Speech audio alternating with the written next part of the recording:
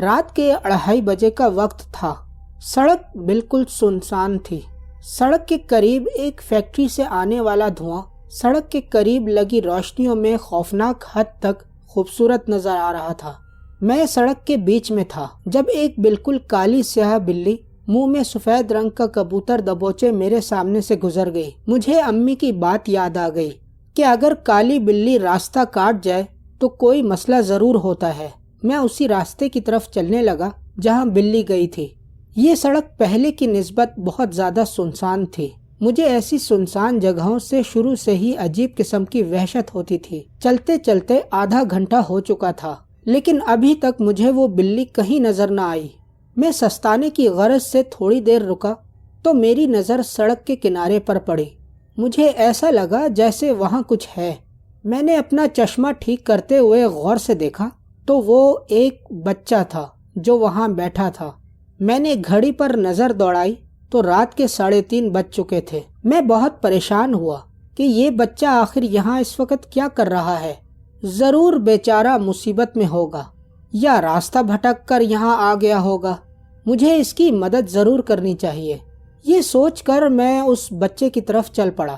بیٹا، تم آخر اس وقت یہاں اکیلے بیٹھ کر کیا کر رہے ہو؟ کیا میں آپ کی کچھ مدد کر سکتا ہوں؟ میں نے اس بچے سے پوچھا۔ اس بچے نے جیسے ہی پیچھے مڑ کر مجھے دیکھا تو میں ایک جھٹکے کے ساتھ نیند سے بیدار ہو گیا۔ سردیاں ہونے کے باوجود بھی میں مکمل طور پر پسینے میں بھیگا ہوا تھا۔ لمبے لمبے سانس لیتے ہوئے میں نے چہرے سے پسینہ پونچھتے ہوئے بیڈ کے قریب پڑی میز پر سے پانی کا گلاس اٹھایا اور غٹاغٹ پی گیا۔ میں نے لیمپ کی روشنی میں گھڑی پر وقت دیکھا تو رات کے 3:30 بج رہے تھے۔ آخر مجھے ہی کیوں ہمیشہ ڈراؤنے قسم کے خواب آتے ہیں، میں نے دل میں سوچا، اور پھر وہ خواب دوبارہ میرے ذہن میں چلنا شروع ہو گیا۔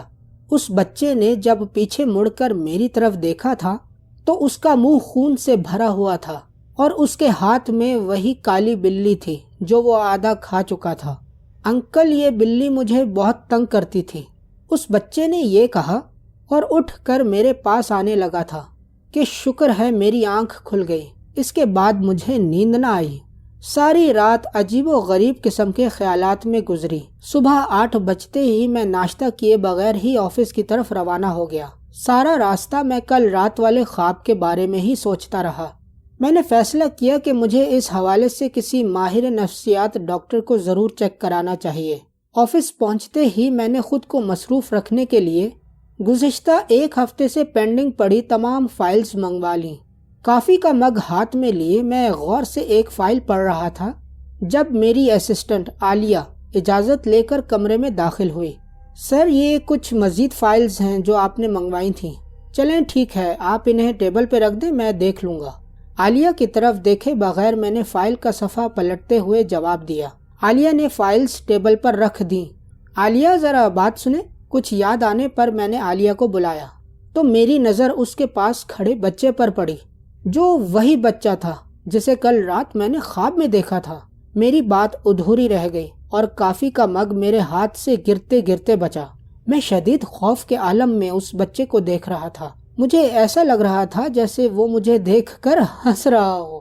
اس سے پہلے کہ میں کچھ کہتا، عالیہ بول پڑی۔ سر، یہ میرا بھتیجا مانی ہے۔ اس کے والدین کی 2 سال پہلے ایک ایکسیڈنٹ میں ڈیتھ ہو گئی تھی تو یہ میرے ہی ساتھ رہتا ہے۔ ہو سکتا ہے یہ میرا وہم ہو یا مسلسل اس خواب کے بارے میں سوچنے کی وجہ سے مجھے یہ بچہ بھی اس خواب والے بچے جیسا ہی لگ رہا ہو۔ یہ سوچتے ہوئے میں نے اپنے خوف پر قابو پاتے ہوئے اپنے آپ کو نارمل کرنے کی کوشش کی۔ سر، آپ نے کچھ کہنا تھا؟ عالیہ نے مجھ سے پوچھا۔ میں نے نہیں، آپ جا سکتی ہیں۔ میں مکمل طور پر کنفیوز ہو چکا تھا۔ ان کے جاتے ہی میں نے ٹائی کو ڈھیلا کر کے لمبی لمبی سانسیں لینا شروع کی۔ آخر یہ میرے ساتھ ہو کیا رہا ہے؟ یہ بچہ کیوں اس خواب والے بچے جیسا لگ رہا تھا؟ میں نے خود سے باتیں کرنا شروع کر دیں۔ ہو سکتا ہے مجھے وہم کی بیماری لگ گئی ہو۔ نہیں، مجھے اچھی طرح یاد ہے کہ وہ خواب والا بچہ ایسا ہی تھا۔ میرے آفس کا دروازہ کھلا اور ایک ملازم اندر داخل ہوا اور کہا، سر، لنچ کا وقت ہو گیا ہے اور آپ کا کھانا بھی میں نے لگا دیا ہے۔ نہیں یار، میں آج کھانا نہیں کھاؤں گا، مجھے بس 1 کپ کافی کا لا دو۔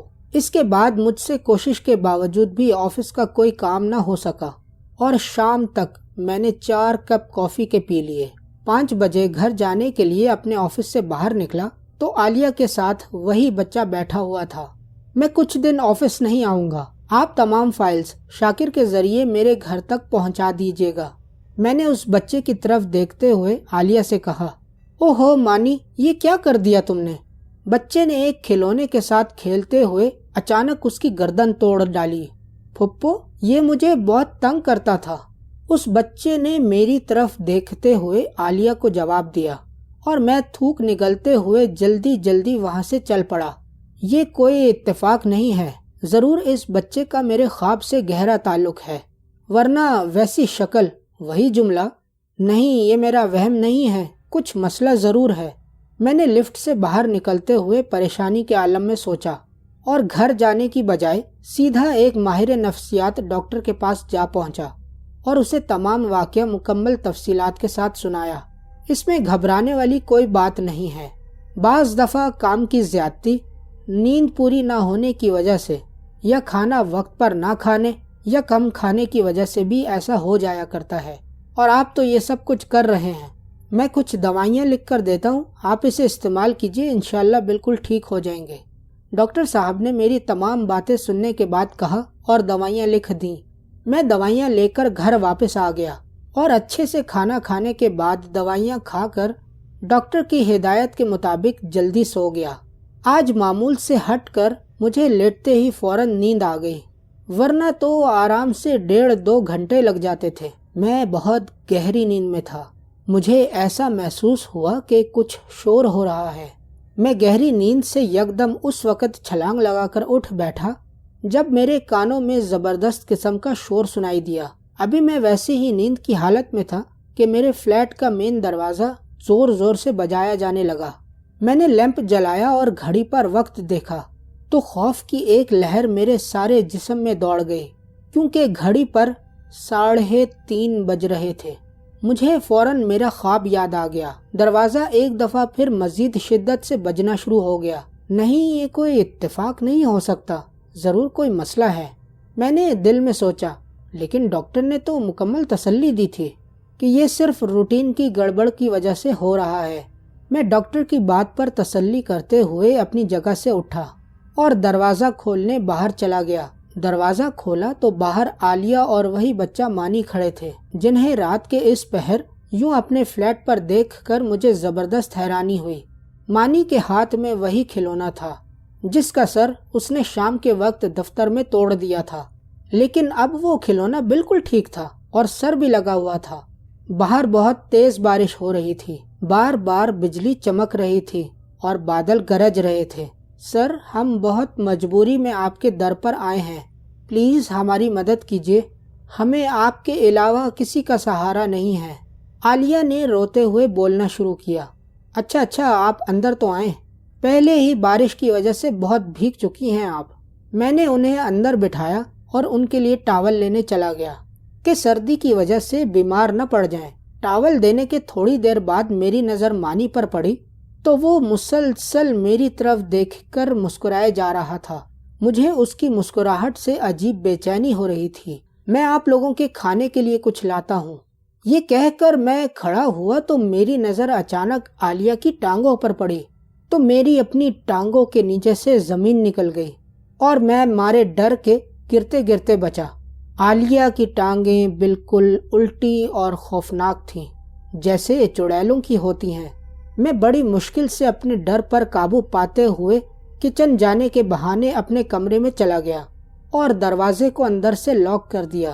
موبائل اٹھا کر پولیس کا نمبر ملایا۔ تیسری گھنٹی پر میری کال اٹینڈ کی گئی اور میں نے تیزی سے چلتی اپنی دھڑکنوں کو قابو میں کیا اور بڑی مشکل سے آواز نکال کر کہا، میرے گھر میں بہت عجیب و غریب قسم کی مخلوق آ چکی ہے جس کی ٹانگیں بالکل الٹی اور خوفناک ہیں۔ جب میں نے اپنی بات مکمل کر لی تو آگے سے جواب سن کر میرے ہاتھوں سے موبائل گر پڑا اور میں ڈر کر بیڈ پر جا پڑا۔ فون پر پولیس کی بجائے عالیہ کی آواز تھی جو کہہ رہی تھی میں چڑیل ہوں سر۔ اسی وقت مجھے محسوس ہوا کہ کوئی میرے بالکل پیچھے ہے میں نے ڈرتے ڈرتے پیچھے مڑ کر دیکھا تو خون سے بھری کینچی میرے ہاتھ میں تھی۔ بالکل اسی وقت ڈاکٹر کمرے میں داخل ہوا۔ میں نے چڑیل کی طرف دیکھا تو مجھے اپنی آنکھوں پر یقین نہیں آیا، کیونکہ اب وہاں چڑیل کی بجائے نرس کی خون میں لت پت لاش پڑی تھی۔ ڈاکٹر میں نے اسے نہیں مارا، یہ چڑیل تھی، نرس نہیں تھی، مجھے مارنے آئی تھی۔ میں نے ڈاکٹر کو دیکھتے ہی وضاحت کی، جو یقیناً بے سود تھی۔ ڈاکٹر نے سیکیورٹی کے اہلکاروں کو بلایا، جنہوں نے مجھے پاگل سمجھتے ہوئے قابو میں کر لیا، اور ڈاکٹر نے جلدی مجھے انجیکشن لگا دیا، جس کے ساتھ ہی میری آنکھوں کے سامنے اندھیرا چھاتا گیا اور میں بے ہوش ہو گیا۔ جب مجھے ہوش آیا تو میں نے اپنے آپ کو پہلے والے کمرے کی بجائے کسی دوسرے کمرے میں پایا۔ ابھی تک میں غنودگی کے عالم میں تھا۔ میں نے اٹھنے کی کوشش کی تو مجھ سے ہلا نہ گیا۔ میں نے سوچا کہ شاید کمزوری کی وجہ سے ایسا محسوس ہو رہا ہے، لیکن جب میں نے غور کیا تو میرے ہاتھ اور پاؤں دونوں اطراف اسٹریچر سے مضبوطی کے ساتھ بندھے ہوئے تھے۔ کمرے کا دروازہ کھلا اور اسی ڈاکٹر کے ساتھ چند پولیس اہلکار بھی اندر داخل ہوئے۔ ڈاکٹر اور پولیس والوں کے ایک افسر نے آپس میں کچھ بات کی اور اس آفیسر کے علاوہ باقی سب باہر چلے گئے۔ آفیسر، میں نے اس نرس کو نہیں مارا۔ آپ شاید مجھے پاگل سمجھیں گے، لیکن وہ نرس نہیں تھی، بلکہ ایک چڑیل تھی جو مجھے مارنا چاہتی تھی۔ وہ تو میرے آفس میں بھی کام کرتی ہے۔ آپ میرے آفس سے عالیہ نام کی لڑکی کو گرفتار کروائیں، آپ پر سب کچھ آشکار ہو جائے گا۔ میں نے خود کو نارمل رکھتے ہوئے پولیس والے کو ساری تفصیل سے آگاہ کر دیا، لیکن اس کے باوجود بھی میری ہڑبڑاہٹ واضح طور پر نظر آ رہی تھی۔ تقریباً 2 گھنٹے تک پولیس والا مجھ سے مختلف قسم کے سوالات کرتا رہا اور اس کے بعد چلا گیا۔ میری تھوڑی سی ڈھارس بندی کہ اب عالیہ کی گرفتار ہوتے ہی ساری گتھی سلجھ جائے گی اور مجھے اس ذہنی، نفسیاتی اور جسمانی اذیت سے چھٹکارا مل جائے گا۔ تقریباً 1.5 گھنٹے بعد پولیس آفیسر دوبارہ آیا۔ اچھا تو جناب، یہ بتائیے کہ عالیہ کتنے عرصے سے آپ کے دفتر میں پرسنل اسسٹنٹ کے طور پر آپ کے کام کر رہی تھی؟ پولیس آفیسر نے پوچھا۔ تقریباً 6 ماہ کا عرصہ ہو گیا تھا اس کو میرے دفتر میں کام کرتے ہوئے، اور میں نے تو ابھی تھوڑی دیر پہلے ہی آپ کو ساری تفصیل بتائی تھی۔ آپ دوبارہ کیوں پوچھ رہے ہیں؟ اور عالیہ کہاں ہے؟ میں نے پریشانی کے عالم میں پولیس آفیسر سے پوچھا۔ آپ خود پاگل ہیں یا ہمیں پاگل بنانے کی کوشش کر رہے ہیں؟ آفیسر مجھ پر چلایا۔ اب کی بار اس کے لہجے میں بہت کرختگی تھی۔ کیا مطلب آفیسر آپ کا؟ میرا یہ مطلب ہے کہ عالیہ نام کی کوئی لڑکی آپ کے دفتر میں کام نہیں کرتی، اور آپ کی پرسنل اسسٹنٹ کی سیٹ بھی پچھلے 6 مہینے سے خالی ہے۔ نہ صرف یہ بلکہ آپ کے آفس کے اسٹاف کے مطابق آپ پچھلے کچھ عرصے سے بہت عجیب و غریب حرکتیں کر رہے ہیں۔ اپنے دفتر کے کمرے میں خود سے باتیں کرتے ہوئے پائے گئے ہیں۔ پرسنل اسسٹنٹ کی ٹیبل پر بھی آپ روزانہ خود سے باتیں کرتے ہیں، اور آپ کے دفتر اور گھر میں نشے کی گولیاں بھی پائی گئی ہیں۔ میں منہ کھولے سکتے کے عالم میں پولیس آفیسر کی باتیں سن رہا تھا، اور میرے ذہن کے کسی کونے میں یہ خیال پروان چڑھ رہا تھا کہ شاید یہ پولیس والا مجھ سے کوئی گھناؤنا مذاق کر رہا ہے، یا میں کوئی خواب دیکھ رہا ہوں۔ لیکن اس وقت مجھے حیرانی کا شدید جھٹکا لگا جب پولیس والے نے مجھے CCTV کیمرے کی تمام تصاویر اور ویڈیوز دکھائیں، جس میں روزانہ عالیہ کی ٹیبل کے پاس کھڑا عالیہ سے باتیں کرتا تھا۔ لیکن اب ویڈیو میں کہیں پر بھی عالیہ کا نام و نشان تک نہ تھا۔ اس کے بعد اگلے کئی منٹ تک مجھے پتہ نہیں کہ پولیس والا مجھ سے کیا کچھ کہتا رہا، لیکن میرا دماغ تو مکمل طور پر معاف ہو چکا تھا۔ مجھے پولیس والے کی کوئی بھی بات سمجھ نہیں آ رہی تھی۔ ایک دفعہ پھر میری آنکھوں کے سامنے سب کچھ دھندلاہٹ کا شکار ہونے لگا، اور تھوڑی ہی دیر میں ہر طرف تاریکی چھا گئی۔ آج آپ کو عدالت میں پیش کیا جائے گا، ڈاکٹر نے میری رپورٹس چیک کرتے ہوئے مجھے بتایا۔ سلطان صاحب، میں نے کچھ کیس پہلے بھی ایسے دیکھے ہیں۔ میں آپ کو ایک مخلصانہ مشورہ دے رہا ہوں کہ عدالت میں آپ کا وکیل جو کچھ بھی آپ سے پوچھے، آپ نے اسے وہی جوابات دینے ہیں۔ ڈاکٹر نے مجھے ساری صورتحال سے مکمل طور پر نمٹنے کا طریقہ بتایا۔ تو کیا آپ یہ چاہتے ہیں کہ میں عدالت میں یہ قبول کر لوں کہ میں پاگل ہوں؟ میں نے لاچارگی سے ڈاکٹر سے پوچھا۔ جناب آپ کے اوپر قتل کا مقدمہ چل رہا ہے، اگر آپ یہ سب کچھ نہیں کرتے تو آپ کو 25-30 سال کی قید ہو سکتی ہے، یا ہو سکتا ہے پھانسی دے دی جائے۔ لیکن جو طریقہ میں نے بتایا ہے، اگر آپ اس پر عمل کریں گے تو عدالت آپ کو کسی پاگل خانے بھیج دے گی، جہاں پر آپ جیل سے 1000 گنا بہتر زندگی بسر کر سکتے ہیں۔ لیکن ڈاکٹر، میں پاگل ہرگز نہیں ہوں، یہ سب کچھ مجھے نظر آتا ہے، مجھے ایسے ڈراونے قسم کے خواب آتے ہیں، میں پہلے بھی آپ کو بتا چکا ہوں، مجھے عجیب و غریب چیزیں نظر آتی ہیں۔ میں نے روتے ہوئے ڈاکٹر سے کہا، سلطان صاحب آپ کے عدالت جانے کا وقت ہو چکا ہے۔ چند پولیس کے اہلکار کمرے میں داخل ہوئے، اسٹریچر سے بندھے ہوئے میرے دونوں ہاتھ پاؤں کھول دیے گئے، ہتھکڑیاں لگا کر مجھے ہسپتال کے کمرے سے باہر لے جایا گیا۔ عدالت پہنچنے کے 1 گھنٹے بعد میرے کیس کی کارروائی شروع ہوئی۔ تمام جوابات میں نے اپنے وکیل کے کہنے کے مطابق دیے۔ تقریباً 1.5 مہینے تک میرا کیس ایسے ہی چلتا رہا اور بالآخر نفسیاتی مریض تصور کرتے ہوئے عدالت نے مجھے ایک پاگل خانے میں داخل کرانے کے احکامات جاری کیے۔ یہاں پر میں نے بہت جلد ہی اپنے آپ کو ماحول کے مطابق ڈھال لیا۔ اسی ڈاکٹر کو میں نے اپنا ذاتی ڈاکٹر بنا لیا، جو ہر ہفتے مجھے باقاعدگی سے چیک کرنے آتا ہے۔ اس کے علاج سے اب میری طبیعت پہلے سے بہت زیادہ بہتر ہو چکی تھی۔ اب مجھے ڈراونے خواب بھی بہت کم آتے تھے۔ میری روٹین بہت بہتر ہو چکی تھی، کھانا پینا وقت پر تھا اور چند اپنے جیسے سمجھدار قسم کے پاگلوں سے دوستی بھی کر لی تھی، جو پاگل تو نہیں تھے لیکن حالات کی ستم ظریفی اور لوگوں کی خود غرضیوں کی وجہ سے اس وقت پاگل خانے میں تھے۔ وقت اسی طرح گزرتا گیا اور پتہ بھی نہیں چلا۔ 5 سال گزر گئے اور باقی میرے علاج کے فقط 2 ہفتے ہی رہ گئے۔ عدالت پہلے ہی میرے قتل کو میرے پاگل پن کی وجہ قرار دے کر مجھے علاج مکمل ہونے کے بعد رہا کرنے کے احکامات جاری کر چکی تھی۔ اس 5 سال کے عرصے کے دوران میں نے اپنی زندگی میں بہت کچھ سیکھا تھا۔ اپنے مشاہدات اور تجربات کی بنیاد پر اپنے جیسے لوگوں کو ایسی مشکلات سے بچانے کے لیے میں نے ایک کتاب بھی مکمل کر لی تھی، جسے اپنے رہا ہونے کے ساتھ ہی شائع کروانا تھا۔ آج اگر میں زندہ تھا تو اس کا سارا کریڈٹ ڈاکٹر جمال کو جاتا تھا، جن کی حوصلہ افزائی اور مکمل رہنمائی کی بدولت میں نے یہ کڑا وقت بہت صبر کے ساتھ گزارا تھا۔ آپ باہر جاتے ہی ہمیں بھول جائیں گے نا؟ میرے دوستوں نے مجھ سے الوداعی ملاقات کرتے ہوئے کہا۔ آج ہسپتال سے میرے جانے کا دن تھا۔ جہاں مجھے جانے کی خوشی تھی، وہیں ان چند دوستوں کے ان حالات کا دکھ بھی تھا، کیونکہ صرف میں ہی ان کے دکھ کو سمجھ سکتا تھا۔ میں نے خود سے وعدہ کیا تھا کہ میں ہسپتال سے نکلتے ہی ان تمام لوگوں کے حق کے لیے اور ان کی آزادی کے لیے لڑوں گا۔ ہسپتال کے پورے اسٹاف سے ملنے کے بعد میں جانے کے لیے سیڑھیوں کی طرف چل دیا۔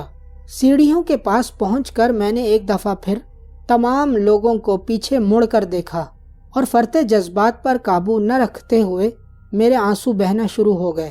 میں جلدی سیڑھیوں کی طرف مڑا تو مجھے سامنے کی طرف لگے شیشے میں سے نیچے کی جانب کچھ شناسا چہرے دکھائی دیے۔ میں نے دوبارہ مڑ کر شیشے کی طرف دیکھا، گو کہ میں 4تھی منزل پر موجود تھا، لیکن اس کے باوجود بھی مجھے باہر کھڑے چہرے پہچاننے میں 2 سیکنڈ بھی نہ لگے۔ یکدم میرے چہرے کے تاثرات بدل گئے اور غصے سے میرا چہرہ لال ہو گیا اور میرا خون کھولنا شروع ہو گیا۔ باہر جو چہرے کھڑے تھے وہ عالیہ اور اس کے بچے مانی کے تھے۔ جیسے ہی میری نظر ان پر پڑی، وہ مجھے ہی دیکھ رہے تھے، جیسے میرا انتظار کر رہے ہوں۔ انہیں دیکھتے ہی میرے سامنے پچھلے 5 سال کی میری بربادی سے بھری زندگی سامنے آ گئی۔ مجھے میری بھرپور خوشیوں سے بھری زندگی سے عذابوں کی دلدل میں دھکیلنے والی میری ملزمہ میرے سامنے کھڑی تھی۔ میں اپنے غصے پر قابو نہ پاتے ہوئے فوراً سیڑھیوں کی طرف بھاگا۔ مجھے یوں سیڑھیوں کی طرف بھاگتا دیکھ کر ہسپتال کا عملہ بھی پریشان ہو کر میرے پیچھے بھاگنے لگا۔ عالیہ کو دیکھ کر میری آنکھوں میں خون اتر چکا تھا۔ میں بہت تیزی سے نیچے کی جانب بھاگا جا رہا تھا۔ دوسری منزل کی سیڑھیوں سے اترتے ہوئے اچانک میرا پاؤں پھسلا اور میں بہت بری طرح پھسلتے ہوئے سیڑھیوں کے سامنے لگے شیشے کو توڑتا ہوا نیچے جا گرا۔ میں صحیح سلامت کھڑا تھا، لیکن نیچے زیر تعمیر عمارت کی بنیادوں میں پڑے سریوں کے اندر ایک لاش دھنسی پڑی تھی۔ ایک سریا اس کی آنکھوں میں گھس چکا تھا، ایک کھوپڑی کے اندر، اور 5 سریے اس کے باقی جسم میں داخل ہو چکے تھے۔ یہ لاش میری ہی پڑی ہوئی تھی، اور زندگی سے ہمیشہ ہمیشہ کی آزادی حاصل کرنے کے بعد پاس میری روح کھڑی تھی، جس کے اندر اب انسانیت نہیں تھی۔ وقت اور جگہ کی قید سے آزاد ہو کر اب میری بھٹکتی ہوئی روح کا مقصد صرف اور صرف بربادی تھا۔ اب میں ہر جگہ اور ہر وقت موجود ہوں۔ جب آپ میری زندگی کا یہ اذیتوں بھرا واقعہ پڑھ رہے ہوں گے، میں اس وقت بھی آپ کے پاس، آپ کے ارد گرد ہی کہیں موجود ہوں گا۔